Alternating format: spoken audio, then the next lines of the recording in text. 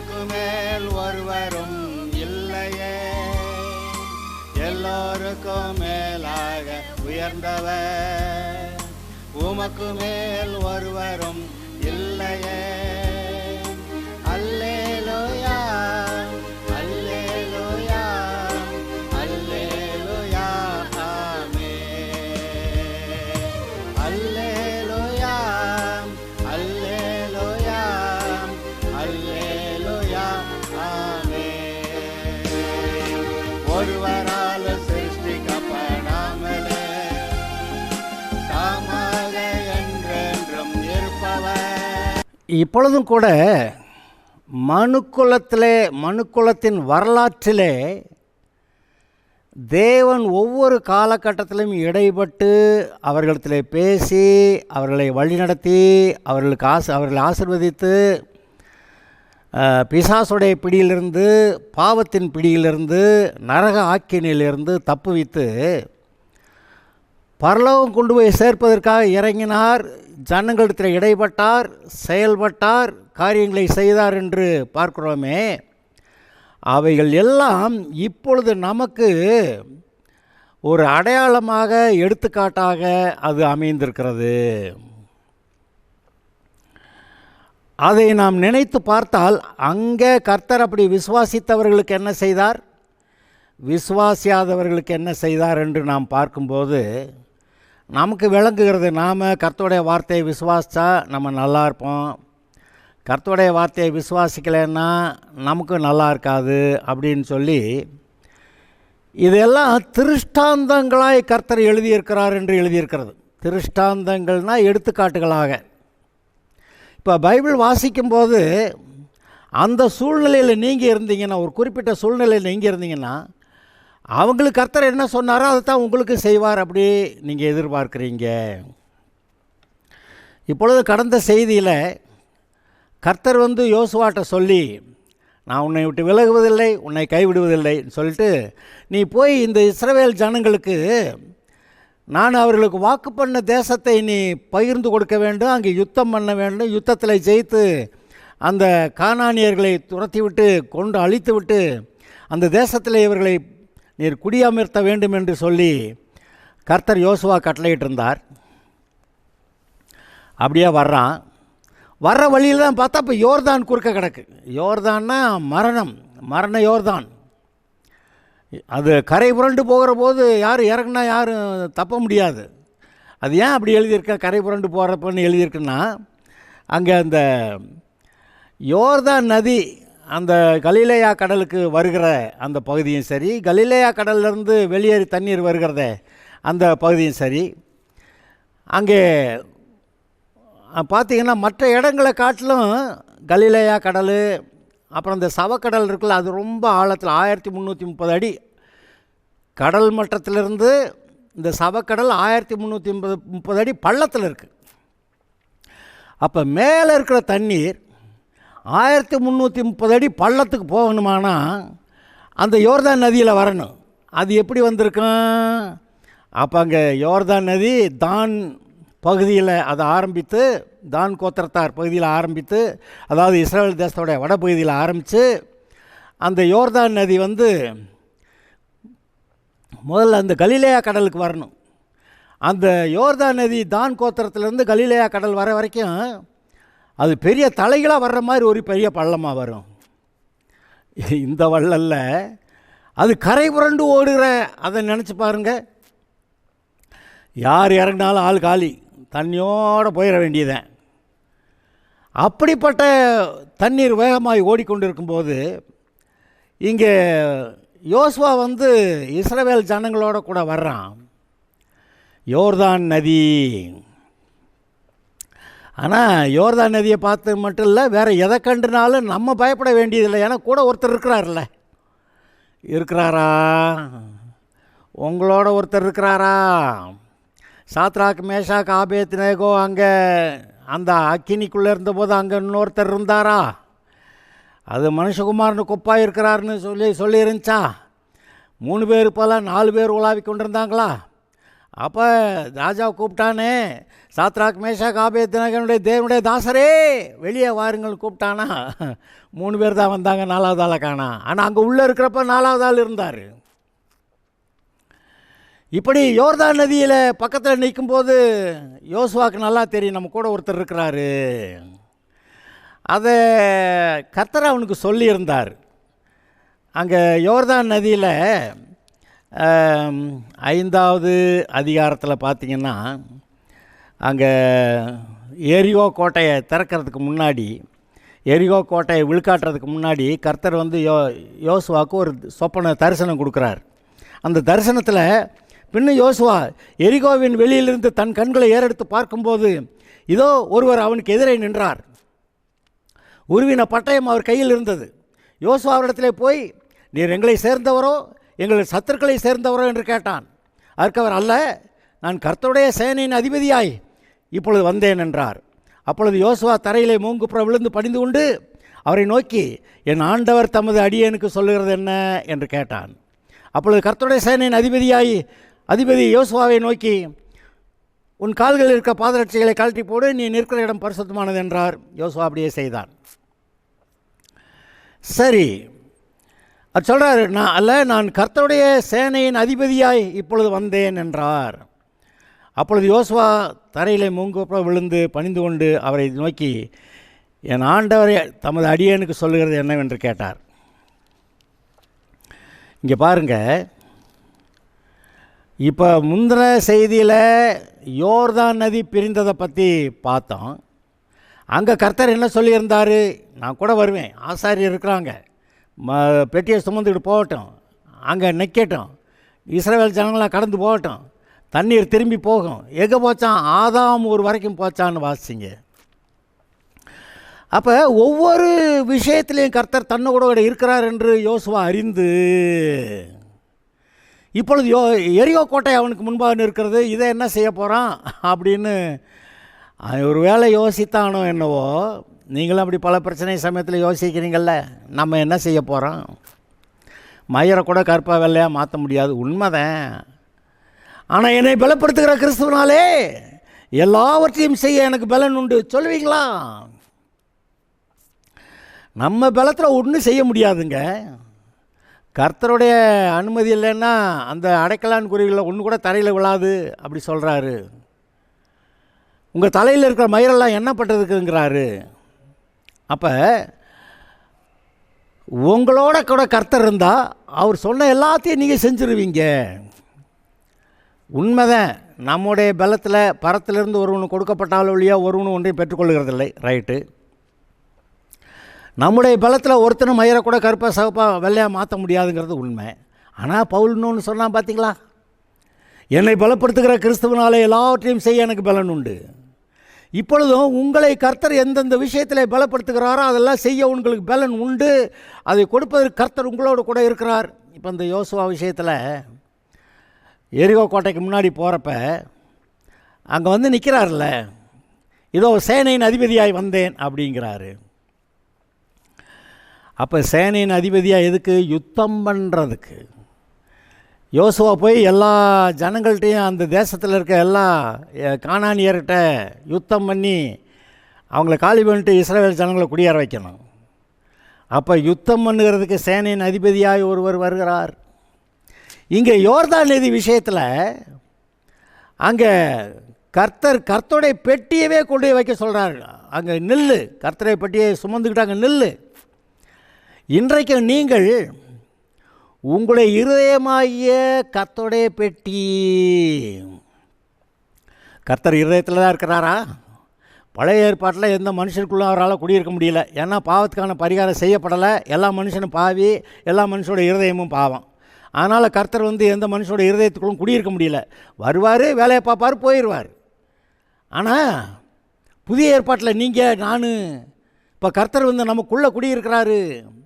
அன்றைக்கி கர்த்தருடைய பெட்டி ஆலயத்தில் ஆசரிப்பு கூடாரத்தில் இருந்த பெட்டி, அந்த பெட்டியில் அந்த நியாயப்பிரமாண 10 கற்பனைகள், ஆரோனுடைய தொழிற்த கோல், ஒரு மண்ணா ஒரு பாத்திரம், இது 3 அதுக்குள்ளே இருந்தது. அதெல்லாம் தேவன் இதன்படி செயல்படுகிறவர்னு காட்டுறதுக்கு. அது கிருபாசனம்ங்கிற ஒரு பலகை, கிருபாசனம், பொன்னினாலான அந்த கிருபாசனம் அதை மூடிக்கொண்டிருந்தது. அது மேலே கர்த்தருடைய பிரசன்னம் விளங்கியது. அங்கே கர்த்தருடைய பெட்டியை சுமந்துக்கிட்டு போய் ஆசாரியர் நின்னாங்க. இப்போ கர்த்தருடைய பெட்டி யார்? நீங்கள் தானே, நீங்களும் நானும் தான். அவர் உங்களோடு நான் உடன்படிக்கை பண்ணினேன்கிறாரு. உங்களுக்காக சிந்தப்பட்ட புதிய உடன்படிக்கையின் ரத்தம் இதுவே அப்படிங்கிறாரு. அப்போ பெட்டி அங்கே வெளியில் இருந்த காலம் போய் அந்த கர்த்தருடைய பெட்டி இப்போ நம்முடைய உள்ளத்தில், இருதயத்தில் இருக்கிற காலமாக இது இருக்கிறது. இப்போ நீங்கள் ஏதாவது ஒரு சில்லற பாவம் செஞ்சு விட்டீங்க, ஐயோ ஐயோ ஐயோன்னு அலறிட்டு ஐயோ மனம் திரும்புகிறேங்கிறீங்க. பாவம் செஞ்சவனை போட நான் உங்கள்கிட்ட இருக்க மாட்டேன் அப்படின்னு கிளம்பி போயிட்டாரா? ஒழுங்காக பார்த்துக்க அப்படின்னு சொல்லி உங்களை ஒழுங்குபடுத்திட்டு அங்கே தான் இருக்கிறாரு. என்ன அதிசயம்! நீங்களும் நானும் கர்த்தருடைய பெட்டியாக நம்முடைய இருதயம், நம்முடைய சரீரம் இருக்கும்படியாக கர்த்தர் ஏற்பாடு செய்திருக்கிறார். இந்த சரீரம் ஒன்றும் இல்லைங்க, மண்ணிலேருந்து வந்து மண்ணுக்கு போகுதுன்னு சொல்லுவோம். ஆனால் நம்முடைய ஆவி இருக்கிறதே, நம்முடைய ஆவி தேவனிடத்திலிருந்து வந்தது. ஆதாமை சிருஷ்டிக்கும் போது கர்த்தரோட தம்முடைய ஜீவ சுவாசத்தை அவனுக்குள்ளே ஊதினார், அவன் ஜீவாத்மாவானான். அப்போ அவன் ஒரு லேஸ்பட்ட ஆள் கிடையாது. தேவனுக்கு சமமானவனாக ஒரு ஆவியை உடையவனாக இருக்கிறான். அப்படி ஆள் அவன் தான் பாருங்கள் ஏமாந்துட்டான். இப்போ மறுபடி இப்போ நமக்குள்ளே உயிர்ப்பித்த இயேசுடைய வல்லமை, பரிசுத்த ஆவியானவர், ஏன் இயேசுவே, ஏன் பிதாவே கூட நமக்குள்ளே இருக்கிறார். உடன்படிக்கையின்படி நம்மோடு கூட இருக்கிறார். நீ என்னோட கூட இருந்தால் நான் உன்னோட கூட இருப்பேன். அதான் உடன்படிக்கை. ஆபிரகாமுக்கு என்ன உடன்படிக்கை? நீ உன்னுடைய குமாரனை செலுத்து, நான் என்னுடைய குமாரனை கொடுக்குறேன். அவன் தன்னுடைய குமாரனை கொடுக்குறேன்னா தேவன் தம்முடைய குமாரனை கொடுத்தாரு. அதுக்கு அப்போதைக்கு அவருக்கு அடையாளமாக ஒரு ஆட்டுக்குட்டி பலியிடப்பட்டது. அந்த தேவ ஆட்டுக்குட்டி இயேசுவே. 2000 வருடங்களுக்கு முன்பாக இயேசு வந்தார், சிலுவையிலே தன்னை பலியாகி கொடுத்தார். அந்த உடன்படிக்கை நிறைவேறியது. இன்றைக்கு அந்த உடன்படிக்கைக்கு அடையாளமாய் நீங்களும் நானும் இருக்கிறோமே. நாம் தான் அவர் சிந்தின புதிய உடன்படிக்கையின் ரத்தத்தோட கூட உடன்படிக்கை பண்ணவர்களாக இருக்கிறோமே. அங்கே கர்த்தருடைய பெட்டி போய் நின்றது. இப்போ நீங்கள் ஒரு பெட்டியை தூக்கிட்டுலாம் போய் எங்கேயும் நிற்க வேண்டியதில்லை. கர்த்தருடைய பெட்டியை தூக்கிட்டு போய் நின்னா ஒழுங்காக இருந்தால் காரியம் நல்லா நடக்கும். ஒழுங்கு இல்லைன்னா கர்த்தருடைய பெட்டி வந்தாலும் அது ஒன்றும் சரிப்படாது. இது கர்த்தருடைய பெட்டியை எடுத்துகிட்டு போனாங்க, யோர்தானில் நின்னாங்க. அந்த மரண யோர்தான் பின்னிட்டு திரும்பியது. சார்தானுக்கு அடுத்த ஆதாம் ஊருகிற வரைக்கும் திரும்பி போச்சு. இஸ்ரவேலர்லாம் வெட்டாந்தரையில் நடந்து யோர்தான் நதியை கடந்து போனாங்க. இது நல்ல செய்தி. ஆனால் ஏலியோடைய காலத்தில் கர்த்தருடைய ஆசரிப்பு கூடாரம் அங்கே இருந்தபோது அங்கே அந்த ஏலியும் ஒழுங்கில்லை, அவருடைய குமாரரும் ஒழுங்கில்லை. அப்போ பெலிஸ்தர்களோட யுத்தம் வந்துச்சு. அந்த யுத்தத்தின் போது இந்த ஏலியோட குமாரர் 2 பேரும் கர்த்தருடைய பெட்டியை தூக்கிட்டு நம்ம யுத்த காலத்துக்கே போயிடலாம் அப்படின்னு சொல்லி கர்த்தருடைய பெட்டியை தூக்கிட்டு அங்கே போயிட்டாங்கங்க. கர்த்தருடைய பெட்டி இருக்குல்ல, ஆமாம், ஆள் ஒழுங்கு இல்லைன்னா கர்த்தருடைய பெட்டி இருந்தாலும் அது ஒன்றும் சரிப்படலை. இன்றைக்கி நாம் பாவியாக இருந்தால் நம்ம உடன்படிக்கை பண்ணிக்கிட்டவங்க தான் கர்த்தரோட கூட. ஆனாலும் நம்ம பாவியாக இருந்தால் ஒன்றும் நடக்க மாட்டேங்குது, பார்த்தீங்களா? அதனால தான் எல்லா காவலோடும் உன் இருதயத்தை காத்துக்கொள், ஏனென்றால் அதற்குள்ள ஜீவ ஊற்று புறப்படும் அப்படி சொல்கிறாரு. எல்லா காவலோடும் நம்முடைய இருதயத்தை காத்துக்கிட்டால் நான் தான் கர்த்தருடைய பெட்டி, நமக்காக கர்த்தர் நிற்கிறார், நமக்காக செயல்படுவார். இந்த கர்த்தருடைய பெட்டியை ஆளுக தூக்கிட்டு போய் யோர்தான் நதியில் நின்னாங்க. யோர்தான் பின்னிட்டு திரும்பியது. இன்றைக்கு உங்களுக்குள்ளே கர்த்தருடைய பெட்டி இருக்கிறபடியாலே உங்களுக்கு விரோதமாய் போராடுகிற மரண சக்திகள் பின்னிட்டு திரும்பி ஆதாம் ஊர் வரைக்கும் அங்கே போகும் என்று சொல்லுகிறேன். ஏனென்றால் நீங்கள் கர்த்தருடைய பெட்டியாக இருக்கிறீர்கள். நீங்களே கர்த்தருடைய பெட்டியை சுமக்கிறவர்களாக இருக்கிறீர்கள். நீங்களே அந்த கர்த்தருடைய பெட்டியை சுமக்கிற ஆசாரியர்களாயும் இருக்கிறீர்கள். கர்த்தர் உங்களை என்னவாக்குறேன்னாரு? ராஜாக்களும் ஆசாரியர்களும் ஆக்கினேன் அப்படி போட்டிருக்கு. நீங்கள் தேவனுடைய பிள்ளைகள், ஆனால் அதே சமயத்தில் நீங்கள் ராஜாக்களும் ஆசாரியர்களும்.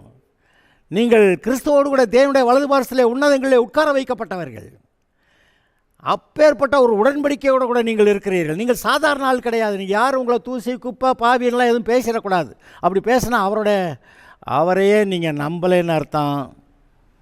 அவர் ஒன்று சொன்னால் நீங்கள் ஒன்று சொல்கிறீங்கன்னு அர்த்தமாயிரும். ஆனால் அவர் சொன்னதை நீங்கள் ஒத்துக்கொள்ளும் போது, அவர் வார்த்தையின்படி நீங்கள் செயல்படும்போது, அவர் சொன்ன காரியங்கள் உங்கள் மூலமாய் நடைபெறுகின்றன. இன்றைக்கு நீங்கள் கர்த்தருடைய பெட்டியாக இருக்கிறபடியாலே ஒத்துக்கலாமா? கர்த்தர் உங்களோட கூட இருக்கிறாரா? உங்களோட கூட உடன்படிக்கை பண்ணியிருக்கிறாரா?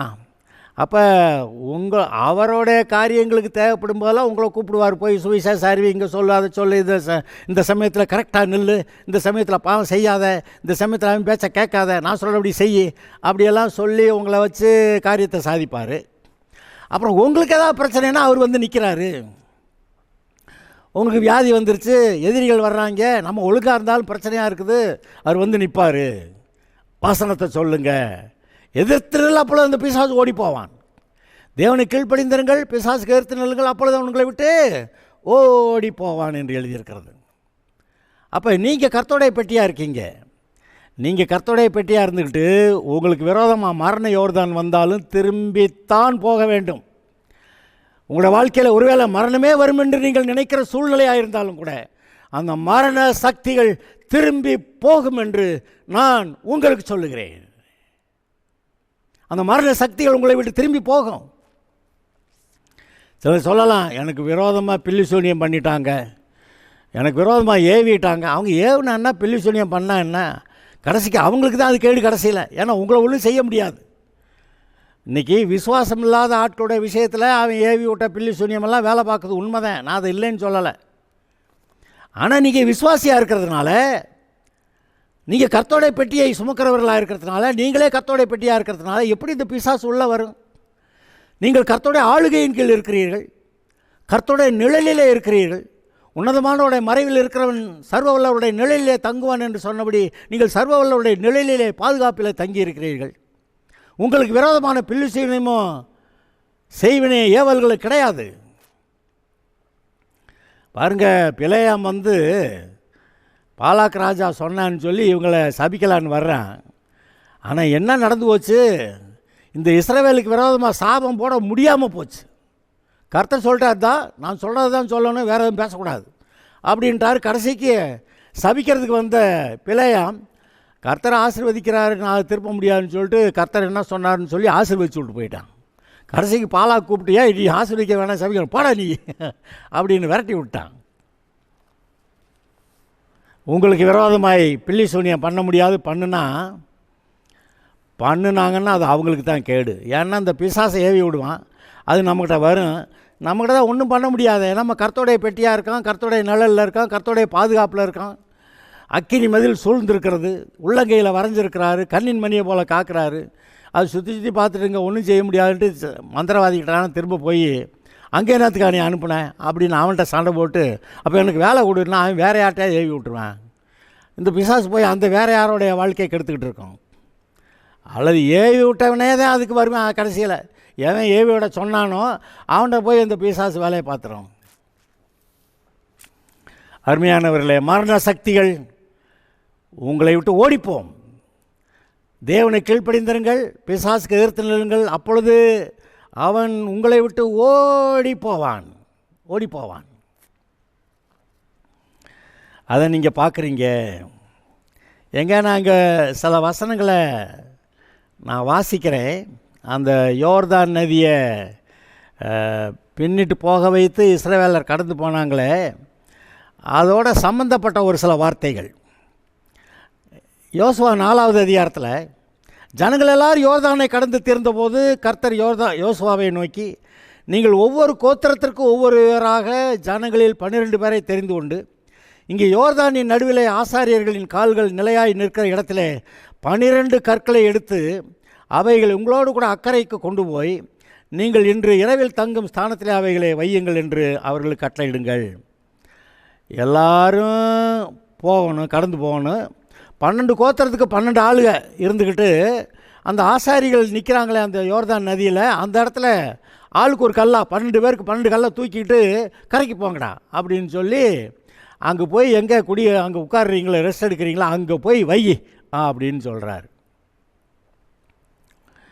அப்பொழுது யோசுவா இஸ்ரவேல் புத்திரர்கள் ஒவ்வொரு கோத்திரத்துக்கு ஒவ்வொருவராக ஆயத்தப்படுத்தியிருந்த 12 பேரை அழைத்து அவர்களை நோக்கி, நீங்கள் யோர்தான் மத்தியிலே உங்கள் தேவனாய கர்த்தரின் பெட்டிக்கு முன்பாக கடந்து போய் உங்களுக்குள்ளே ஒரு அடையாளமாக இருக்கும்படி இஸ்ரவேல் புத்திரருடைய கோத்திரங்களின் லக்கத்திற்கு சரியாக உங்களில் ஒவ்வொருவன் ஒவ்வொரு கல்லை தன் தோளின் மேல் எடுத்துக்கொண்டு போங்கள்.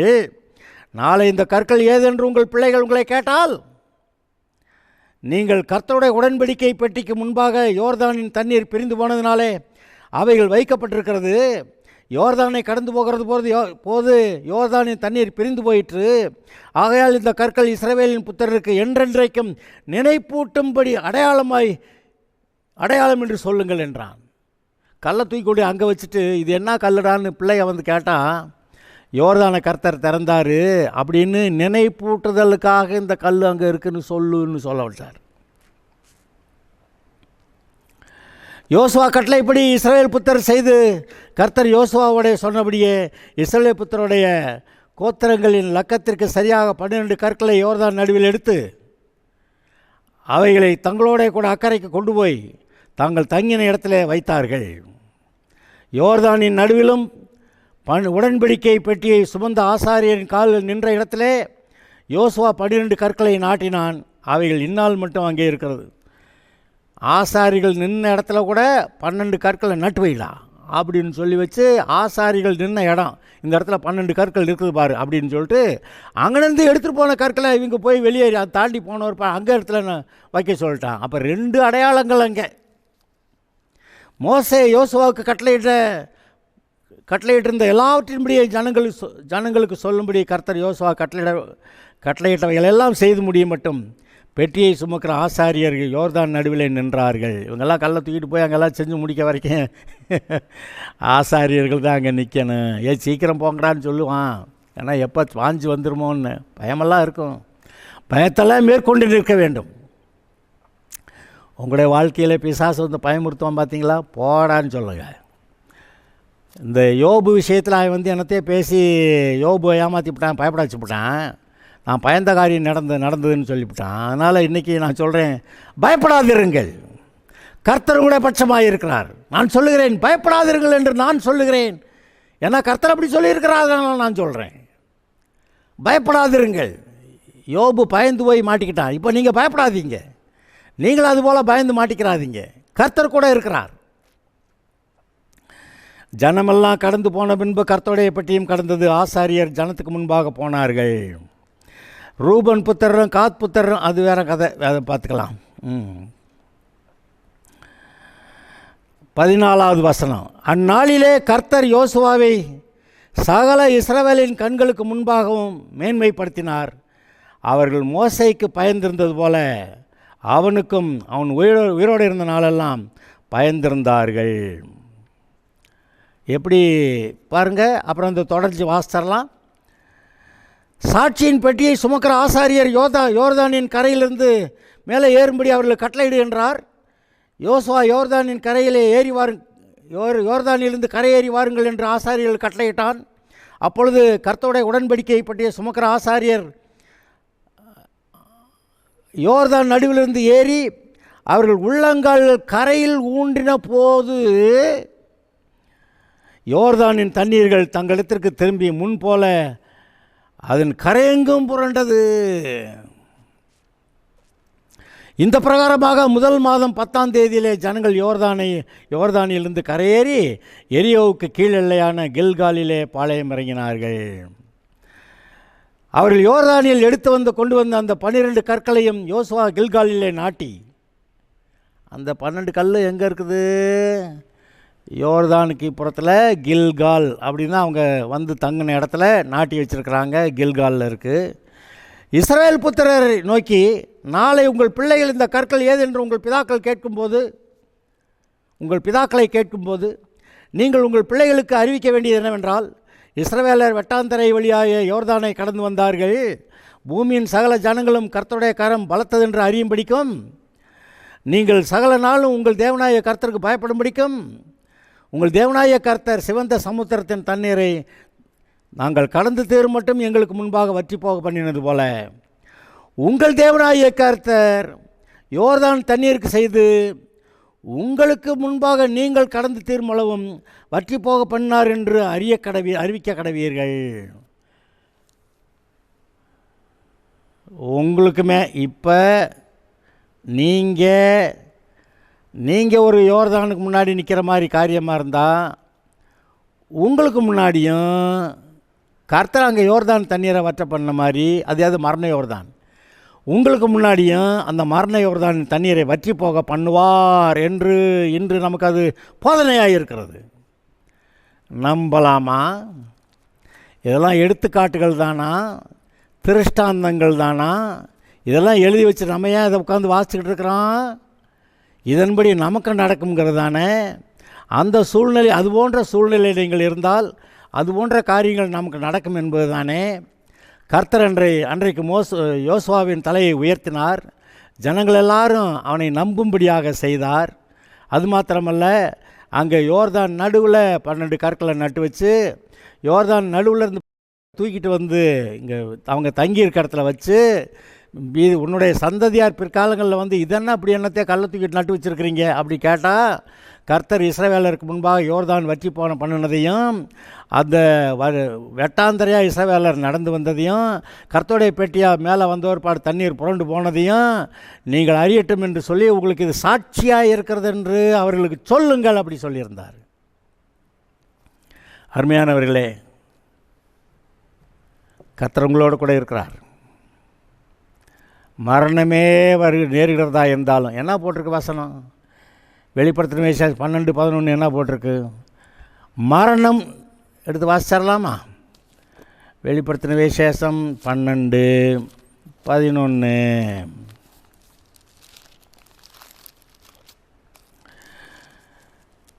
மரணம் நேரிடுகிறதா இருந்தாலும் அதற்கு தப்பும்படி தங்கள் ஜீவனையும் பாராமல் ஆட்டுக்குட்டியின் இரத்தத்தினாலும் தங்கள் சாட்சியின் வசனத்தினாலும் அவனை ஜெயித்தார்கள். இப்போ நம்முடைய வாழ்க்கையில் மரணமே நேரிடுமோ அப்படின்னு இருந்தால் கூட அதற்கு தப்பும்படி தங்கள் ஜீவனையும் பாராமல் செத்துருவோமோன்னு நினச்சிக்கிட்டு இருக்காம ஆட்டுக்குட்டியின் இரத்தத்தினாலும் தங்கள் சாட்சியின் வசனத்தினாலும் அவனை ஜெயித்தார்கள். யாரோ சொன்ன தீர்க்க தரிசனத்துக்கு இல்லை, தங்களுடைய சாட்சியின் வசனம், தங்கள் சாட்சியின் வசனத்தினாலும் அந்த பிசாசை ஜெயித்தார்கள். அப்போ நீங்களும் நானும் என்ன செய்ய போகிறோம்? இந்த ஆட்டுக்குட்டியானவன் ரத்தம் அது நமக்கு தெரியும், நம்மக்கிட்ட இருக்குது, கர்த்தர் கூட இருக்கிறாரு, அதனால தான் ரட்சிக்கப்பட்டோம். அப்புறம் இப்போ நம்ம செய்ய வேண்டியது விசுவாசித்து அந்த விசுவாச சாட்சியின் வசனம், உன்னோடு கூட இருக்கிறேன், உன்னை விட்டு விலகுவதில்லை, உன்னை கைவிடுவதில்லை என்று சொன்னவர் என்னோடு கூட இருக்கிறார், ஆதலால் மரணத்தை ஜெயிக்கிறேன், நான் தேவனுக்கு கீழ்ப்படிந்திருக்கிறேன், பிசாசுக்கு எதிர்த்து இருக்கிறேன், ஆதலால் அவனை விட்டு ஓடி போகிறான் என்று நீங்கள் சொல்லி ஆட்டுக்குட்டியானவரின் இரத்தத்தினாலும் சாட்சியின் வசனத்தினாலும் அவனை ஜெயித்தார்கள். இன்றைக்கு நீங்கள் நானும் ஜெயிக்கணும். எதோ ஜெபம் பண்ணிட்டாங்க அப்படியோட இல்லை, ஜெபம் பண்ணி வசனத்தை சொல்லி அறிக்கையிட்டு அந்த பிசாசுக்கு எதிர்த்து நிற்கணும். சகலத்தை செய்து முடித்தவர்களாய் நில்லுங்கள் அப்படின்னு சொல்லி எபேசியர் 6 எழுதியிருக்கேன். அதுபோல் நாம் செய்ய வேண்டியதெல்லாம் செய்து முடித்தவர்களாய் நில்லுங்கள். Having ton all stand. அப்படி நாம் கர்த்தருக்கு முன்பாக, இந்த ஜனங்களுக்கு முன்பாக கர்த்தருடைய வார்த்தையின்படி செயல்படுகிறவர்களாய், கர்த்தருடைய வார்த்தையை விசுவாசித்து அதன்படி கிரியை செய்கிறவர்களாய், தேவனுக்கு கீழ்ப்படிந்திருந்து பிசாசுக்கு எதிர்த்து நின்று அவனை துரத்துகிறவர்களாய் நீங்களும் நானும் இருப்போமாக. ஏன்னா நீங்களும் நானும் தான் இப்போ கர்த்தருடைய பெட்டி. அன்றைக்கு ஆசாரிகள் கர்த்தருடைய பெட்டியை தூக்கிட்டு போனாங்க, ஏன்னா எந்த மனுஷனுக்குள்ளேயும் கர்த்தர் இல்லை. ஆனால் இன்று கர்த்தர் உங்களுக்குள்ளே இருக்கிறார். நீங்கள் போகும் இடமெல்லாம் கர்த்தருடைய பெட்டி உங்களோடு கூட வருகிறது. நீங்கள் தான் கர்த்தருடைய பெட்டி. நீங்கள் போனால் யோர்தான் நதி பின்னிட்டு போகும், நீங்கள் போனால் பிசாசு ஓடி போகும், நீங்கள் போனால் மரணம் ஓடி போயிடும். யோர்தான்னா மரணம், ஆதாம் ஊர் வரைக்கும் எங்கே ஆரம்பிச்சிச்சு மரணம்? ஆதாம் கிட்ட, அங்கே வரைக்கும் திரும்பி போச்சு. இன்றைக்கு உங்களுக்கு விரோதமாக வருகிற மரண சக்திகள் திரும்பி ஓடுகிறது. அது எங்கே புறப்பட்டதோ அங்கே அந்த பிசாசுக்கிட்ட போய் சேரட்டும். பாவிகள் ஏவி இருந்தாங்கன்னா அந்த பாவிகள்கிட்ட அது போய் சேரட்டும். உங்களுக்கு விரோதமாக ஏதாவது பண்ணிட்டாங்களாம் தப்ப முடியாது. கர்த்தர் உங்களோடு கூட இருக்கிறார், உங்கள் தலைகளை உயர்த்துகிறார், உங்களை ஜெயமாய் நடத்துகிறவர் உங்களோடு கூட உண்டு. விசுவாசிக்கிறீங்களா? Is God with you? கர்த்தர் கூட இருக்கிறாரா? இம்மானுவேல் கர்த்தர் உங்களோடு கூட இருக்கிறாரா? சொல்லு பார்க்கலாம் ஒரு அல்லேலூயா. Okay, God bless you.